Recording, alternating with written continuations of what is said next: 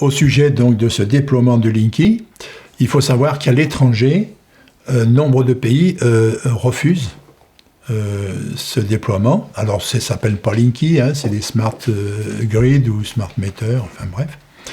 Et il y a des pays aussi qui désinstallent, comme le Québec par exemple, ils ont désinstallé déjà 105 000 Linky, alors Smart Meter, et il y a des pays comme l'Allemagne qui a refusé l'installation des Linky pour les particuliers, sauf pour les très grosses entreprises. Je ne sais pas les raisons, mais la majeure partie de la population est protégée de ce point de vue. En Belgique aussi, ils ont refusé le Linky. Et dans pas mal de pays, ils ont refusé. Et nous, en France, on continue, quoi.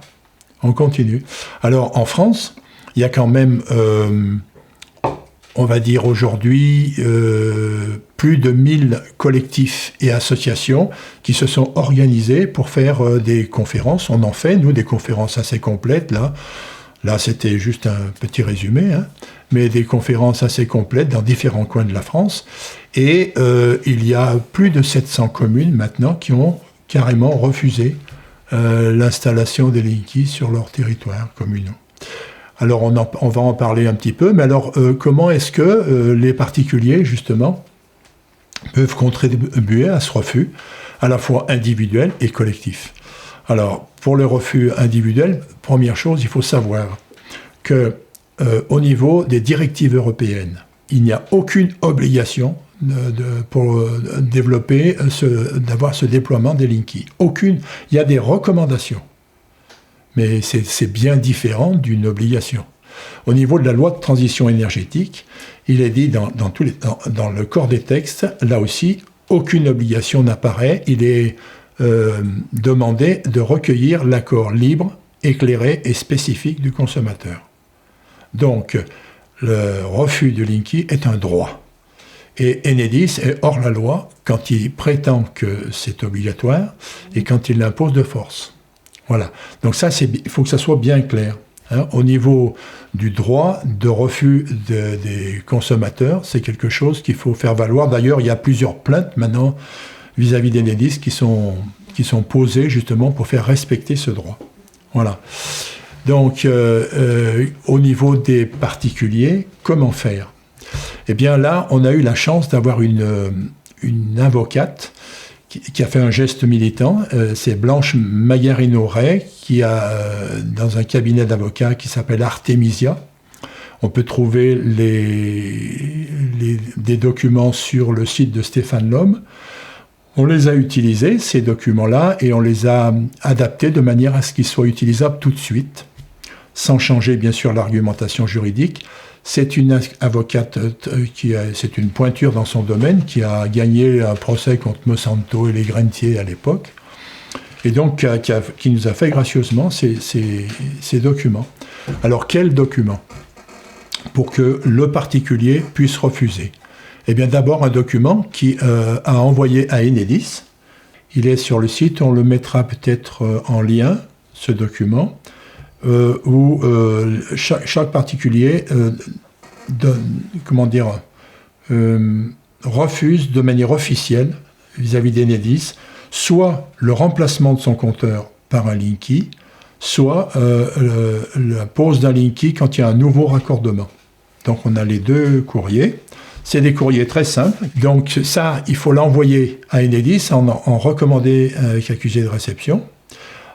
Il y a des choses à remplir dessus, vous verrez, il faut en particulier, mais c'est simplement le personnaliser, hein, adresse, nom, etc. Il y a l'adresse dessus, hein, d'Enedis, là où il faut l'envoyer, et il faut mettre le numéro du point de livraison qui est sur votre facture, hein, sur la gauche. Vous le mettez, vous envoyez ça en recommandé avec accusé de réception avec le numéro du recommandé sur le courrier. Voilà. Vous faites une copie, et après vous envoyez un deuxième courrier en recommandé avec accusé de réception à la municipalité. Donc ce courrier-là aussi, il est tout prêt. Vous trouverez un lien sur le site aussi, sur le site et puis sur peut-être à la suite des vidéos.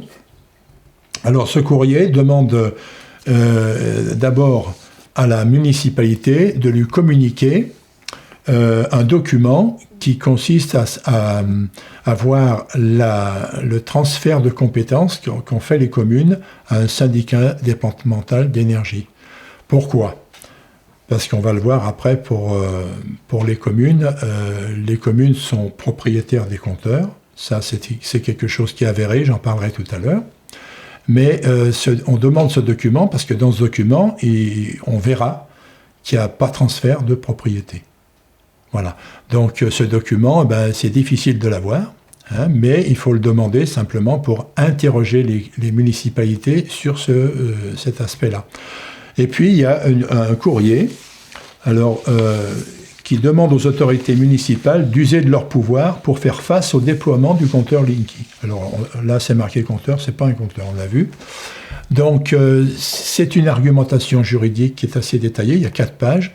On envoie ça à la municipalité pour manifester son refus aussi.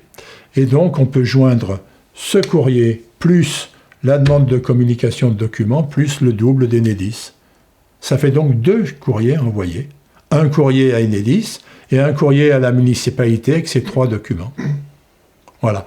Et là, vous avez fait une déclaration officielle de votre refus du Linky chez vous.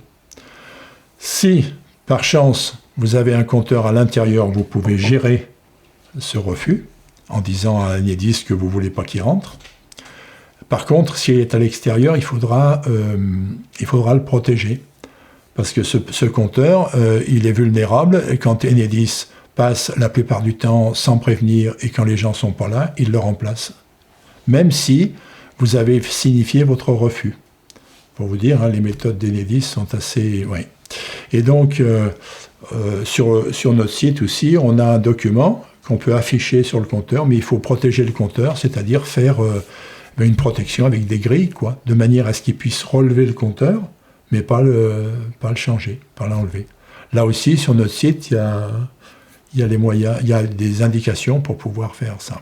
À la suite de ces refus qui ont été manifestés, vous allez recevoir les conditions générales de vente, ou même si vous les recevez pas, vous faites quand même une autre démarche qui consiste à dénoncer ce nouveau, j'appelle ça un contrat, mais c'est les conditions générales de vente, qui passe c'est un contrat, l'ancien contrat faisait 4 pages, celui-là fait 19 pages, et il est fait de telle manière qu'on n'y comprenne rien, puisqu'il est très spécialisé au niveau commercial, mais par contre, si vous n'y dites rien, en droit commercial, vous consentez.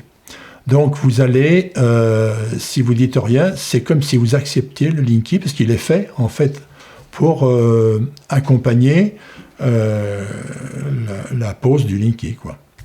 Donc il faut manifester son refus, et là on a fait un courrier sur notre site, il y aura un lien là ici, un courrier qui va vous permettre d'être cohérent par rapport à votre refus précédent et de manifester votre refus par rapport à ces conditions générales de vente qui ne sont pas cohérentes avec votre refus, et vous demandez simplement, le raccordement au réseau électrique et non pas au réseau informatique. Voilà. Donc c'est un courrier qui est très clair, mais c'est nécessaire de le faire pour manifester votre refus. Alors là aussi, j'insiste sur le fait que la démarche individuelle est importante.